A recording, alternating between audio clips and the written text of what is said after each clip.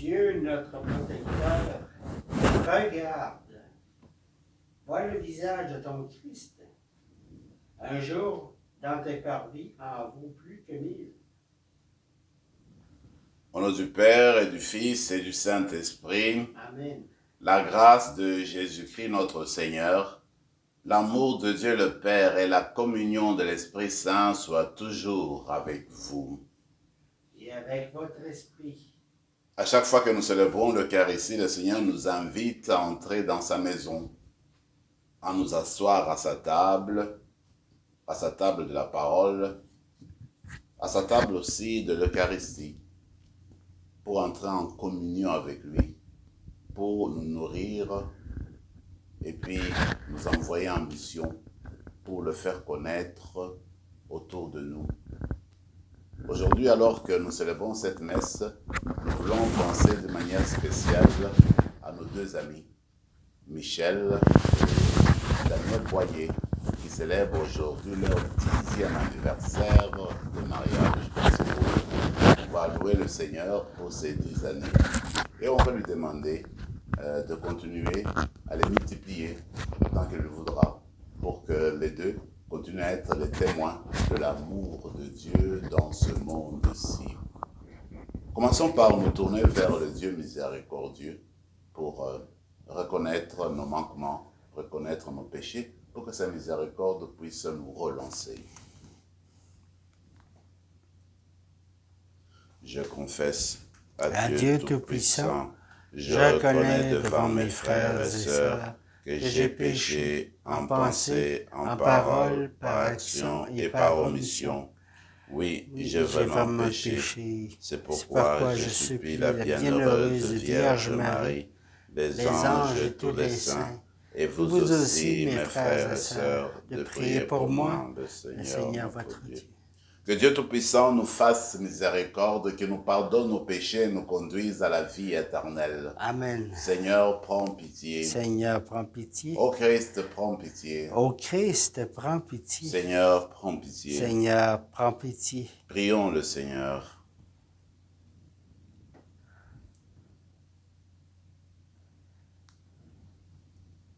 Pour ceux et celles qui t'aiment, Seigneur, tu as préparé des biens que l'œil ne peut voir. Répands en nos cœurs la ferveur de ta charité, afin que, t'aimant en toutes choses et par-dessus tout, nous obtenions de toi l'héritage promis qui surpasse tout désir. Par Jésus-Christ, ton Fils, notre Seigneur, qui vit et règne avec toi dans l'unité du Saint-Esprit, Dieu, pour les siècles des siècles. Amen.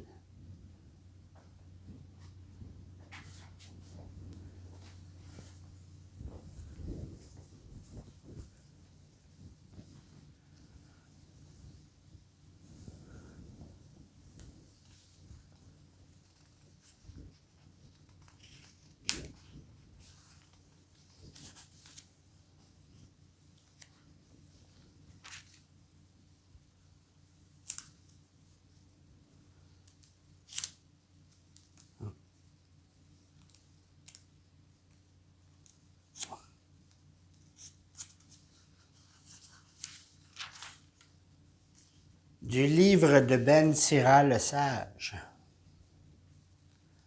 Dans le sacrifice de communion, on met à part la graisse des animaux offerts à Dieu. Ainsi, David a été mis à part entre les fils d'Israël. Il a joué avec les lions comme si c'était des chevreaux, et avec les ours comme avec des agneaux. N'était-il pas tout jeune quand il a tué le géant et supprimé la honte de son peuple, lorsqu'il lança la pierre de sa fronde et abattit l'arrogance de Goliath? Il invoqua le Seigneur très haut qui a mis dans sa main la vigueur pour supprimer le puissant guerrier et pour exalter la force de son peuple. C'est pourquoi on lui a fait gloire des dizaines de milliers qu'il a tués. On l'a célébré en bénissant le Seigneur quand on lui a donné la glorieuse couronne royale. En effet, il a détruit les ennemis alentour. Il a anéanti ses adversaires philistins. Il a détruit leurs forces, comme on le voit encore aujourd'hui. Dans tout ce qu'il a fait, il a célébré la louange du Saint, du Très-Haut, en proclamant sa gloire. De tout cœur, il a chanté les psaumes. Il a aimé son Créateur. Devant l'autel, il a placé des chantres, et leur voix rendit les mélodies plus douces. Chaque jour, ils loueront Dieu par leurs chants. Il a donné de l'éclat aux fêtes, il a donné une parfaite splendeur aux solennités, pour que le saint nom du Seigneur soit célébré et que les chants retentissent dans le sanctuaire dès le matin. Le Seigneur a enlevé les péchés de David, il a pour toujours exalté sa force. Il a fondé sur lui l'alliance avec sa dynastie, le trône de gloire d'Israël. Parole du Seigneur. Nous rendons grâce à Dieu.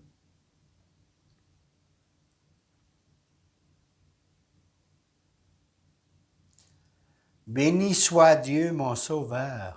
Béni soit Dieu, mon Sauveur. Notre Dieu a des chemins sans reproche. La parole du Seigneur est sans alliage. Il est un bouclier pour qui s'abrite en lui. C'est le Dieu qui m'emplit de vaillance. Béni soit Dieu, mon Sauveur. Vive le Seigneur, béni soit mon rocher. Qu'il triomphe le Dieu de ma victoire. Aussi, je te rendrai grâce parmi les peuples, Seigneur. Je fêterai ton nom. Béni soit Dieu, mon Sauveur. Qui est Dieu, hormis le Seigneur? Il donne à son roi de grandes victoires. Il se montre fidèle à son Messie, à David et à sa descendance pour toujours. Béni soit Dieu, mon Sauveur.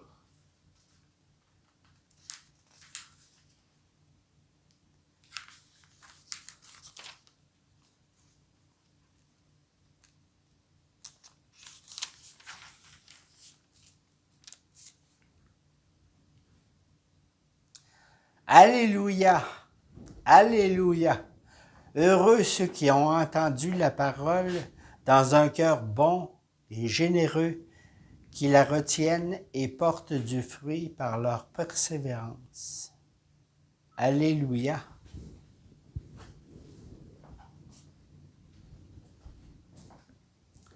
Le Seigneur soit avec vous. Et avec votre esprit. Évangile de Jésus-Christ selon saint Marc. Gloire à toi, Seigneur. En ce temps-là, comme le nom de Jésus devenait célèbre, le roi Hérode en entendit parler.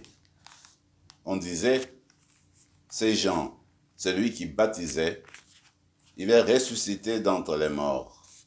Et voilà pourquoi des miracles se réalisent par lui. Certains disaient, c'est le prophète Élie. D'autres disaient encore, c'est un prophète comme ceux de jadis. Hérode entendait ces propos et disait, celui que j'ai fait décapiter, Jean, le voilà ressuscité. Car c'était lui, Hérode, qui avait donné l'ordre d'arrêter Jean et de l'enchaîner dans la prison à cause d'Hérodiade, la femme de son frère Philippe, que lui-même avait prise pour épouse. En effet, Jean lui disait, « Tu n'as pas le droit de prendre la femme de ton frère. » Hérodiade en voulait donc à Jean, et elle cherchait à le faire mourir. Mais elle n'y arrivait pas parce que Hérode avait peur de Jean. Il savait que c'était un homme juste et saint et il le protégeait. Quand il l'avait entendu, il était très embarrassé. Cependant, il écoutait avec plaisir. Or, une occasion favorable se présenta quand, le jour de son anniversaire, Hérode fit un dîner pour ses dignitaires, pour les chefs de l'armée et pour les notables de la Galilée. La fille d'Hérodiade fit son entrée et dansa. Elle plut à Hérode et à ses convives. Le roi dit à la jeune fille, « Demande-moi ce que tu veux, et je te le donnerai. » Et il lui fit ce serment, « Tout ce que tu me demanderas, je te le donnerai, même si c'est la moitié de mon royaume. » Elle sortit alors pour dire à sa mère, « Qu'est-ce que je vais demander ?» Hérodiade répondit, « La tête de Jean, celui qui baptise. » Aussitôt, la jeune fille s'empressa de retourner auprès du roi et lui fit cette demande. « Je veux tout de suite, je veux que tout de suite, tu me donnes sur un plat la tête de Jean le Baptiste. » Le roi fut vivement contrarié, mais à cause du serment et des convives, il ne voulut pas lui opposer un refus. Aussitôt, il envoya un garde avec l'ordre d'apporter la tête de Jean. Le garde s'en alla décapiter Jean dans la prison. Il apporta la tête sur un plat, la donna à la jeune fille, et la jeune fille la donna à sa mère. Ayant appris cela, les disciples de Jean vinrent prendre son corps et le déposèrent dans un tombeau. Acclamons la parole de Dieu. Louange à toi, Seigneur Jésus.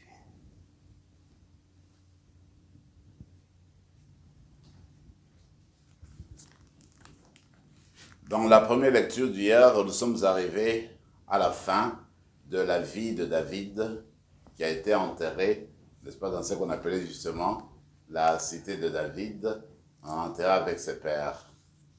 Mesdames, aujourd'hui, comme première lecture tirée du livre de Ben Sira, le sage, on fait comme des prouesses de David. Moi, je dirais c'est comme la conclusion de toute la vie de David, la conclusion de tout ce qui a été raconté sur lui dans le livre de Samuel, puis dans le premier livre de Roi, le tout premier chapitre. Et voilà que, en fait, l'auteur reprend toute la vie de David, entre peu de temps, entre peu de mots. En fait, il rappelle que David a été choisi de derrière le troupeau, c'était un berger, et Dieu est parti le chercher. Et David, alors qu'il grandissait, alors qu'il était berger, il a dû faire face à des lions, dit-il. Hein, il a un peu embelli cela, donc il a fait face à des lions, il a fait face à des ours, et puis il les dominait, c'était comme des agneaux, les lions, c'était comme des choses avec quoi il pouvait s'entendre très bien. En fait, il rappelle aussi sa victoire contre le géant Goliath. Cette victoire qui a donné de la fierté à son peuple et qui a libéré son peuple contre les Philistins. Et puis, il rappelle, n'est-ce pas, comment le roi a été couronné devant Dieu et qu'il a commencé à travailler pour Dieu. Il a tellement bien travaillé qu'il a agrandi les frontières d'Israël, qu'il a créé la paix à ses frontières, etc. Et moi, je trouve le plus beau, il montre aussi comment dans le domaine liturgique, dans le domaine spirituel, David aussi était à la tête du peloton. Il a donné le ton pour qu'il y ait des chants dans le temple, même chanter des psaumes pour louer le Seigneur, reconnaître sa gloire, reconnaître sa présence au milieu de son peuple. Et l'auteur reconnaît aussi que David a eu des moments difficiles, David a péché, mais ses péchés lui ont été pardonnés parce que lui-même en a demandé pardon. Il s'est tourné vers le Seigneur pour la conversion. Et voilà donc que nous est proposé cette figure-là aujourd'hui, un modèle, et nous savons que la messianité du Christ viendra de la lignée de David.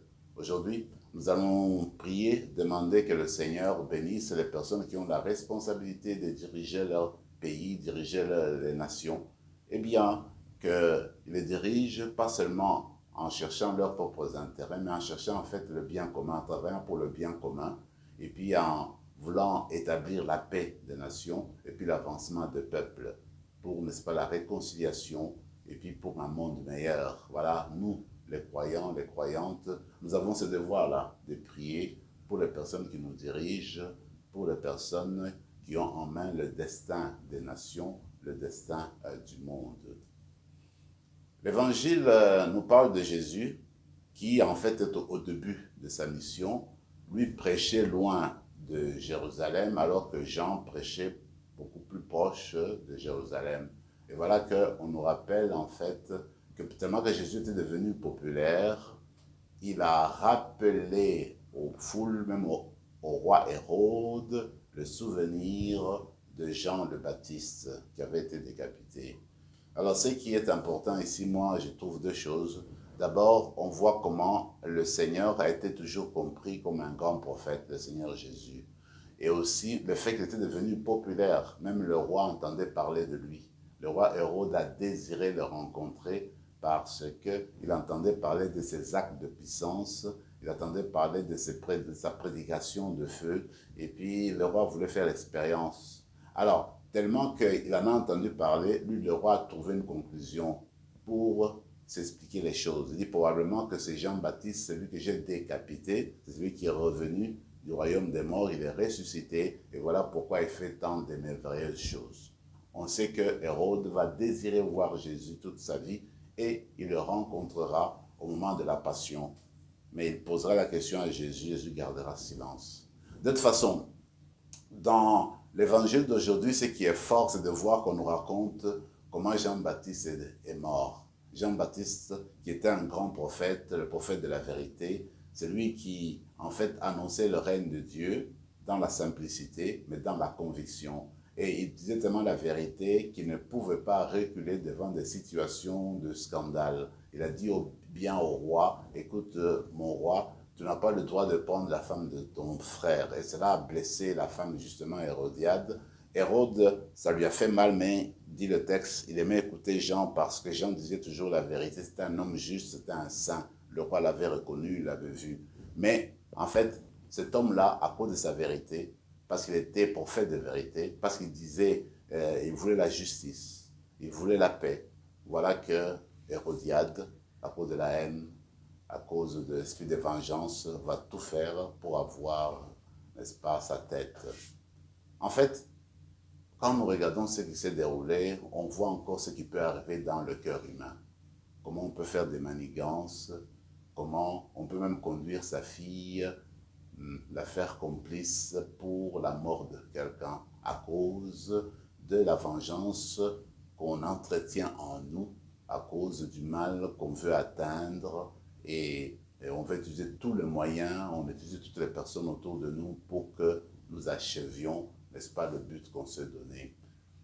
Dans la célébration d'aujourd'hui, on va penser à tous les prophètes de vérité, toutes ces personnes dans le monde entier, au courant de ce siècle-ci, eh bien, qui ont annoncé la bonne nouvelle, qui y ont été persécutés parce qu'ils disaient la vérité, qui ont été enfermés dans des prisons, qui ont été ridiculisés, à qui on a collé des mensonges, des choses qui ne sont pas vraies, uniquement parce qu'eux cherchaient la vérité, parce que ces personnes-là cherchaient la vérité, cherchaient à faire connaître la voie qui conduit vers Dieu, cherchaient à faire connaître la voie de l'évangile, la simplicité. Alors des personnes qui ont été persécutées parce qu'ils appartiennent à d'autres cultures, parce qu'ils appartiennent à d'autres races, parce qu'ils appartiennent à d'autres ethnies. Alors tout cela, on voit que le cœur humain, eh bien, peut en arriver, n'est-ce pas, à supprimer ses compères à cause de ces différences-là. Donc le martyre de Jean-Baptiste nous rappelle le martyre de tant de personnes, même durant toute l'histoire de l'Église.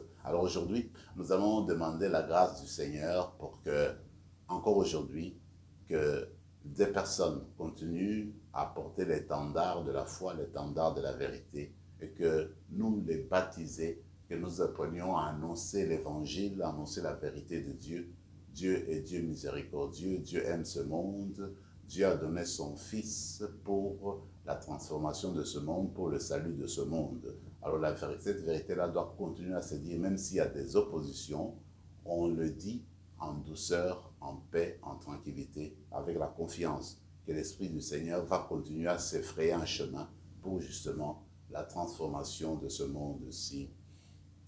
C'est sûr qu'avant de conclure notre célébration, nous allons encore une fois demander une grâce spéciale, une bénédiction spéciale sur Daniel et puis Michel qui célèbrent leur 10e anniversaire aujourd'hui, alors que cette célébration eucharistique leur donne des grâces et des bénédictions dont ils ont besoin pour continuer leur vie, des témoignages, parce qu'en fait, comme nous apprenons dans notre Église, les mariés ont ces privilèges de refléter l'amour de Dieu pour son peuple. Quand on voit deux personnes qui sont mariées, on peut voir comment les personnes s'aiment tellement. Quand on voit leur amour, eh bien, cet amour-là renvoie au grand amour entre Jésus et son Église. Alors, c'est cette grâce-là qu'on va demander, que la célébration de l'Eucharistie d'aujourd'hui continue à faire de nous des prophètes de vérité, des prophètes d'amour, des prophètes de miséricorde, des prophètes de pardon.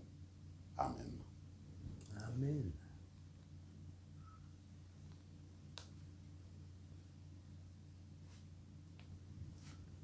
Tu es béni, Seigneur, Dieu de l'univers, toi qui nous donnes ce pain, fruit de la terre et du travail des hommes et des femmes. Nous te le présentons, il deviendra le pain de la vie. Béni soit Dieu, maintenant et toujours.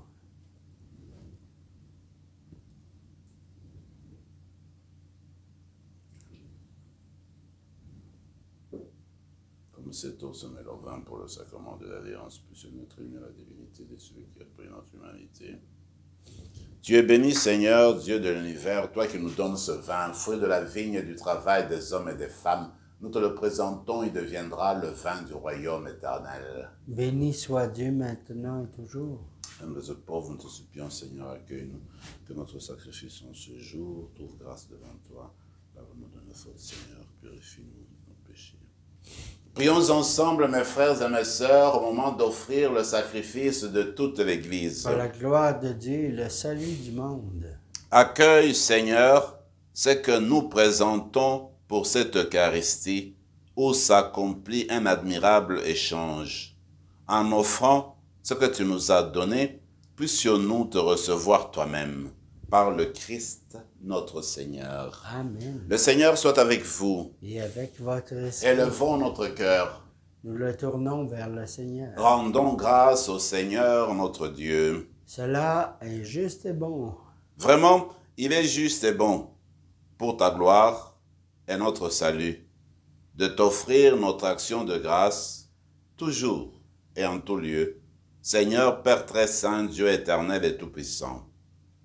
C'est par ton Fils bien-aimé que tu as formé le genre humain, et c'est encore par lui que, dans ta grande bonté, tu le renouvelles. Voilà pourquoi toutes les créatures te servent. Le peuple que tu as racheté célèbre ta louange. Les saints te bénissent d'un seul cœur. Et déjà, nous pouvons te louer avec tous les anges et, dans la joie, nous ne cessons de proclamer. Saint, Saint, Saint le Seigneur, Dieu de l'univers. Le ciel et la terre sont remplis de ta gloire. Hosanna au plus haut des cieux. Béni soit celui qui vient au nom du Seigneur. Hosanna au plus haut des cieux. Toi qui es vraiment saint, toi qui es la source de toute sainteté, Seigneur, nous te prions, sanctifie ces offrandes en répandant sur elles ton esprit, qu'elles deviennent pour nous le corps et le sang de Jésus, le Christ notre Seigneur. Au moment d'être livré et d'entrer librement dans sa passion, il prit le pain, il rendit grâce, il le rompit et le donna à ses disciples en disant « Prenez et mangez-en tous, ceci est mon corps livré pour vous. »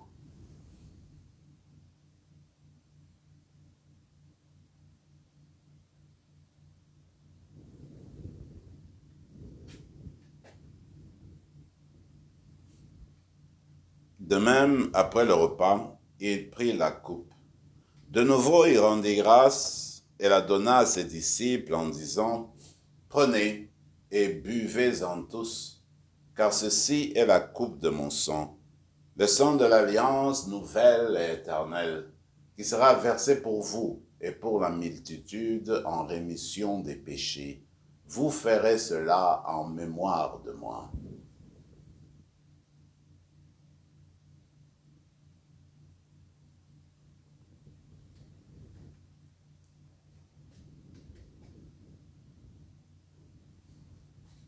Il est grand le mystère de la foi. Nous annonçons ta mort, Seigneur Jésus, nous proclamons ta résurrection et nous attendons ta venue dans la gloire. En faisant ainsi mémoire de la mort et de la résurrection de ton Fils, nous t'offrons, Seigneur, le pain de la vie et la coupe du salut. Et nous te rendons grâce, car tu nous as estimés dignes de nous tenir devant toi pour te servir. Humblement, nous te demandons qu'en ayant part au corps et au sang de Christ, nous soyons rassemblés par l'Esprit Saint en un seul corps.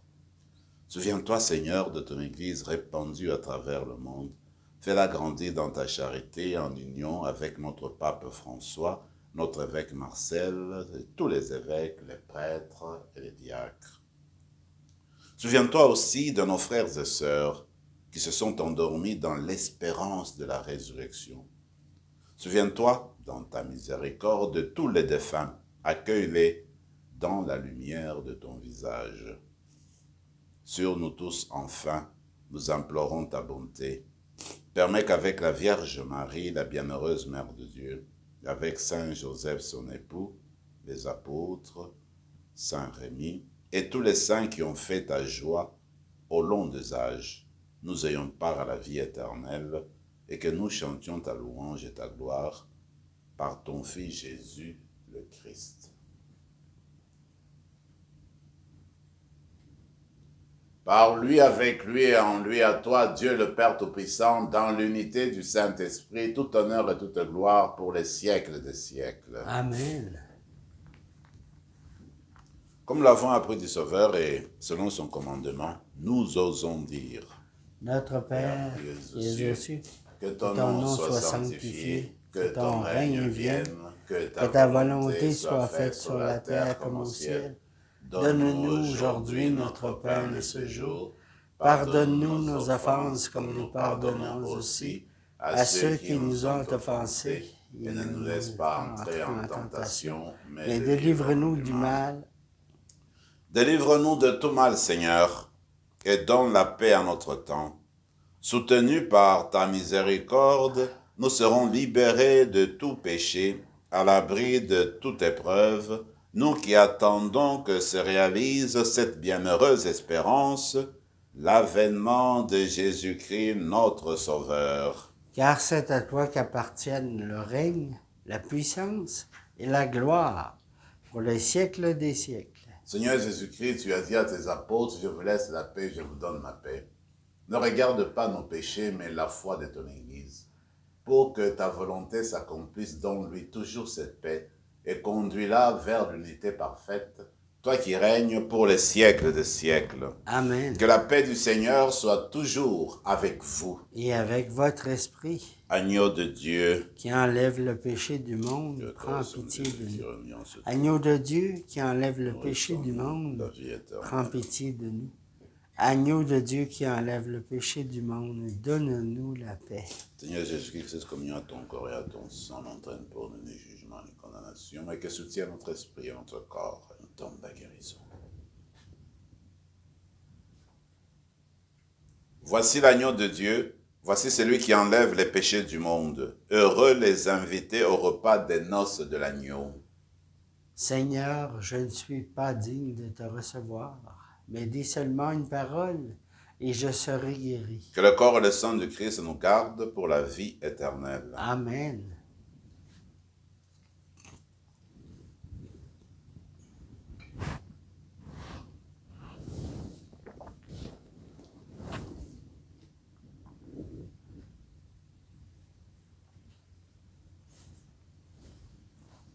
Le corps du Christ. Amen.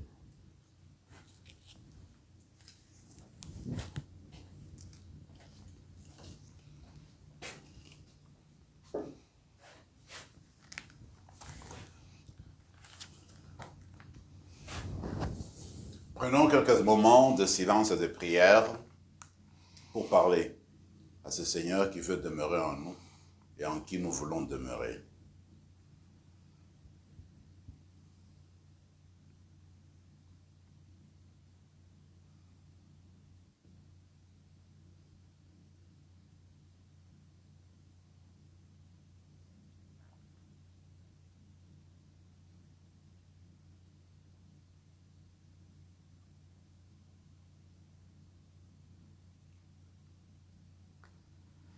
Oui, près du Seigneur est la miséricorde. Près de lui abonde le rachat. Prions encore le Seigneur. Par ces sacrements, Seigneur, tu nous as unis au Christ et nous implorons humblement ta bonté.